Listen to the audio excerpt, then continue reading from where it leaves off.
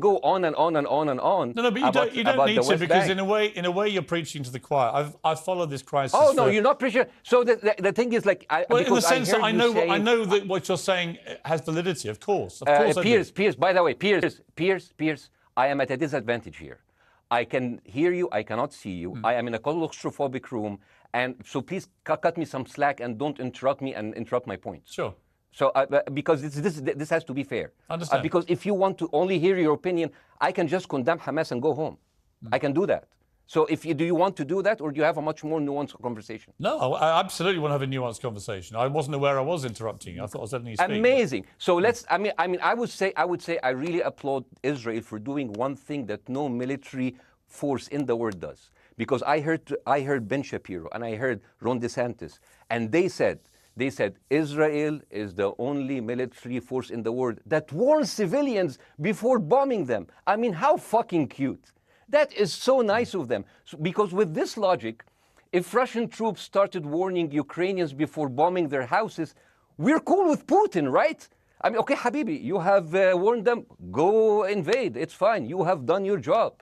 I mean, the thing is, and I understand, and I also heard Ben Shapiro talking about Human Shield. So you remember my wife's family, they live in Gaza. So I asked them, I told them, when Israel give you the nice warning, the cute warning, does Hamas force you to stay in your home so you can be bombed and use as human shield? You know what, Hassan here, my wife's cousin, he's a loser, you know. He told me, you know, when I asked him, does that happen? He told me, no. The lying son of a bitch lied to me. I told him, you don't understand. Ben Shapiro and Ron DeSantis keep saying that Israel warns you and Hamas asks you to stay put. So I told you, he's a loser. He never kept a job. He even failed in all of the interviews to become like a human shield. I would believe Ben Shapiro. Let me ask you this, So let's go with that. No. Let me ask you this. At some point, I must be able to ask you questions. It's not a monologue for you, Bاسم. If we agree that for the 14,000 casualties, I mean, who's counting, are human shield, does that mean that every single one of those civilians was standing, obscuring a military target behind them? Because that's a lot of weapons. I mean, Hamas is packing. No, of course it doesn't. And look, it doesn't.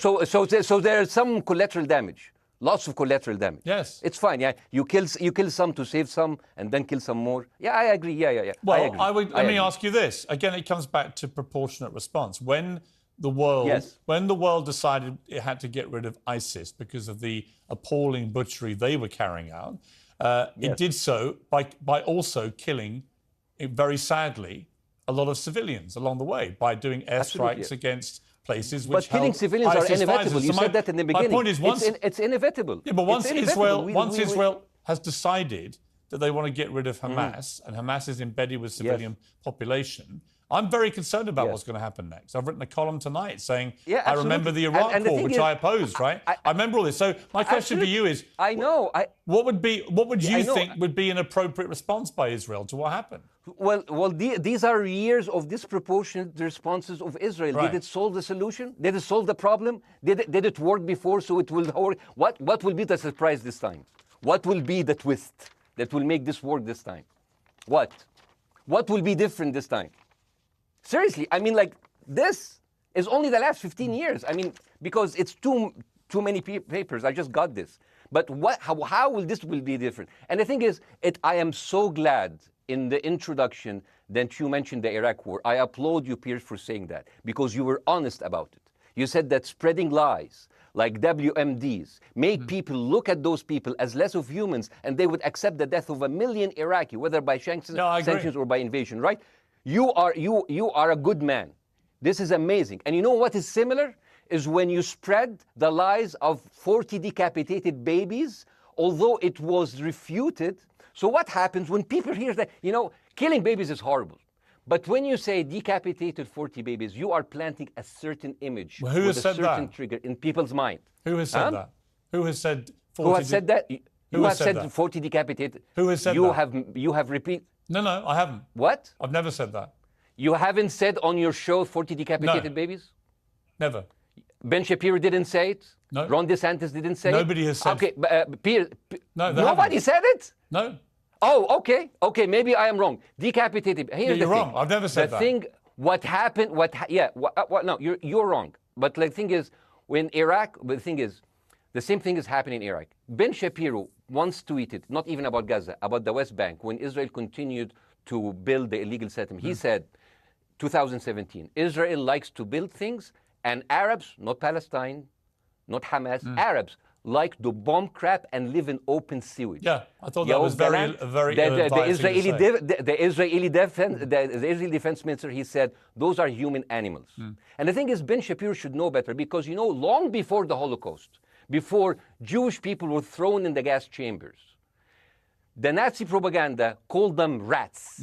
Now, as a human being, I will never accept that another human being being thrown into a gas chamber, but a rat, kill 10, kill 1,000, 3,500. They are son of a bitch. They are human animals who live in open sewage and decapitate babies. And because of that propaganda, Mr. Morgan, that guy in Illinois, the 71 years old guy, he killed, stabbing the 6-year-old Palestinian kid in Illinois 26 times. And he used to play with him. They used to be friends. But he went in, marching into their apartment, stabbing his mother and killing him, shouting, all Muslims could die. Yeah. It took you 80 years to change one word from Jewish to Muslim. And then you transferred your guilt to us and took away our land. Bاسم, let me ask you a question. That deal sucks, man. Let me ask you a question.